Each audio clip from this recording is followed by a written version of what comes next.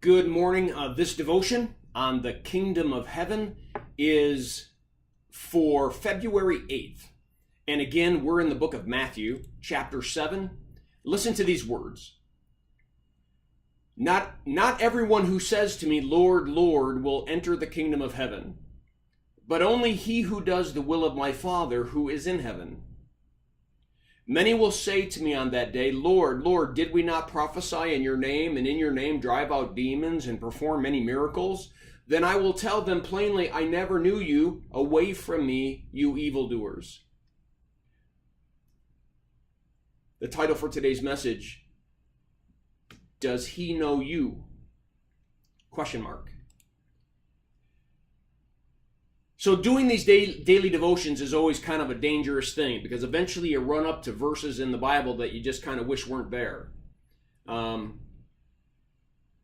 This is one that has bugged me my whole Christian life. Who is he talking about? What is he talking about? How could there be people who know Jesus, but he doesn't know them?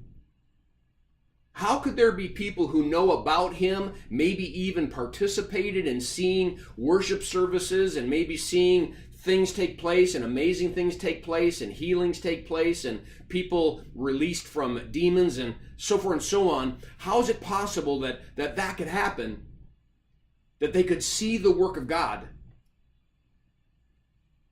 but God doesn't see them? In a sense, he doesn't know them.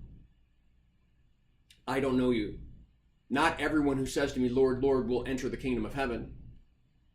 Yuck. I mean, let's just skip the verse and go on to another one.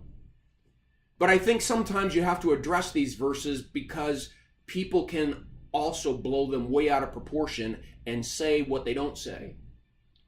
So let me give you some thoughts. I think of the Pharisees and the scribes and the Sadducees, all who knew the Word of God very, very well. They knew about God. They participated in worship services, but they didn't recognize Jesus. They saw the miracles take place, and they never agreed to them. So that's one level.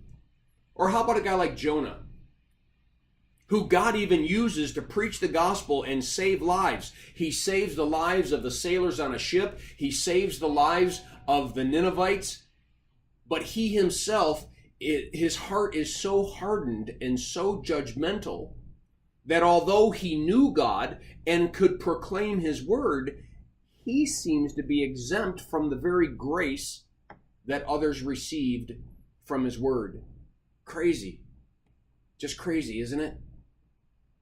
How important it is that we stay in a proper relationship with him, that we seek his kingdom first and his righteousness, that we never make it about us, but we always make it about him, that we dedicate ourselves to firmly root into his word, his truth, so that lies and deceptions can be avoided, and that in the end, when we say, Lord, Lord, on that last day, he says, well done, thou good and faithful servant.